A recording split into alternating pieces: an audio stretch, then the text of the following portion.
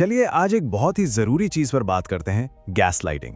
ये शब्द आजकल हर जगह सुनने को मिल जाता है, पर इसका असली मतलब क्या है और ये इतना खतरनाक क्यों माना जाता है?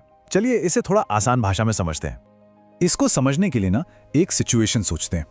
कभी ऐसा महसूस हुआ है कि किसी ने आंखों में आंखें डालकर झूठ बोला हो, और कमाल की बात यह है कि जब उस झूठ पर सवाल उठाया तो उल्टा ऐसा लगने लगा जैसे गलती हमारी ही है, जैसे हम ही कुछ ज्यादा सोच रहे हैं या शायद पागल हो रहे हैं। बस यही जो एक अजीब सी घुटन और खुद पर शक करने वाली फीलिंग है ना, इसी को गैसलाइटिंग कहते हैं। ये बेसिकली एक दिमागी खेल है, एक तरह का मैनिपुलेशन। इसमें कोई दूसरा इंसान जानबूझकर किसी को उसकी अपनी याददाश्त पर, उसकी अपनी समझ पर शक करने के लिए मजबूर कर देता है, और मकसद सिर्फ कंट्रोल हासिल करना। तो सवाल ये है कि ये होता कैसे है, मतलब इसे पहचाने कैसे? चलिए इसके कुछ वार्निंग साइंस, कुछ चेतावनी संकेतों को देखते हैं जिनसे खतरनाक पैटर्न पकड़ में आ सकता है।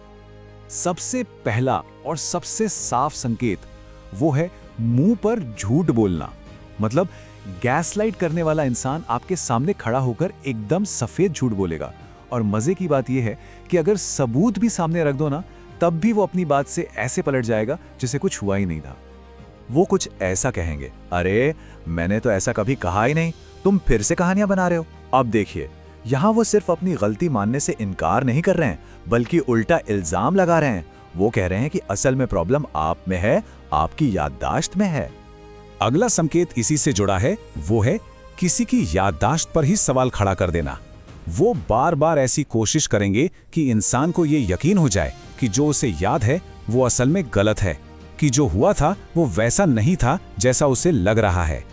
जैसे कि वो कह सकते हैं, तुम्हें ठीक से याद नहीं है, ऐसा तो कुछ हुआ ही नहीं था, तुम ना बस बहुत ज्यादा सेंसिटिव हो रहे हो।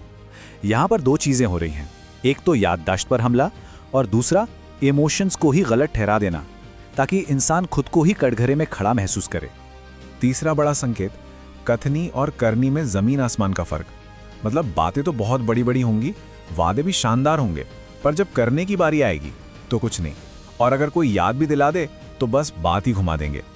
और भी कुछ तरीके हैं इसके, जैसे जो चीजें किसी के दिल के करीब हैं उन्हीं को हथियार की तरह इस्तेमाल करना, या फिर धीरे धीरे समय के साथ इंसान को इतना थका देना कि उसमें लड़ने की हिम्मत ही ना बचे।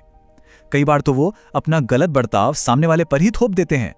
और सबसे खतरनाक, दूसरों के सामने जाकर यह कहना कि वो इंसान तो पागल है या अनस्टेबल है, ताकि उसकी बातों पर कोई भरोसा ही ना करे। तो जहां एक तरफ है गैसलाइटर की बनाई हुई कहानी और दूसरी तरफ है असली सच्चाई, और दोनों में देखिए कितना बड़ा फर्क है। वो कहते हैं तुम ओवर रिएक्ट कर रहे हो, जबकि असलियत यह है कि किसी की भी भावनाएं जायज होती हैं। वो कहते हैं ऐसा तो कभी हुआ ही नहीं, जबकि सच तो यह है कि जो देखा और सुना वो हुआ था। तो ठीक है, इन संकेतों को पहचानना तो बहुत जरूरी है, ये पहला स्टेप है। पर सवाल ये है कि अगर कोई इस सिचुएशन से गुजर रहा हो तो किया क्या जा सकता है? चलिए अब इसके समाधान पर आते हैं। खुद को बचाने के लिए कुछ बहुत जरूरी कदम उठाए जा सकते हैं। सबसे पहला, अपनी गट फीलिंग, अपनी अंतरात्मा पर भरोसा करना।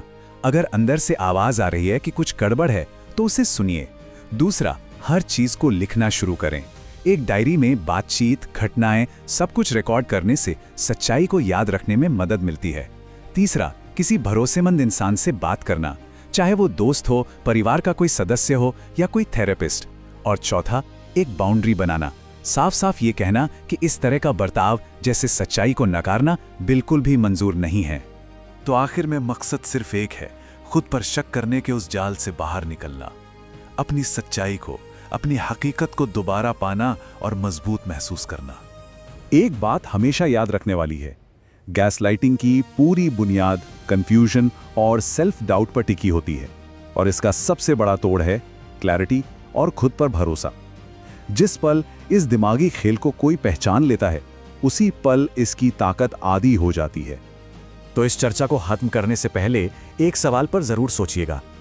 जिंदगी में वो कौन लोग हैं जो आपकी सच्चाई को और मजबूत करते हैं, जो आपको ताकत देते हैं?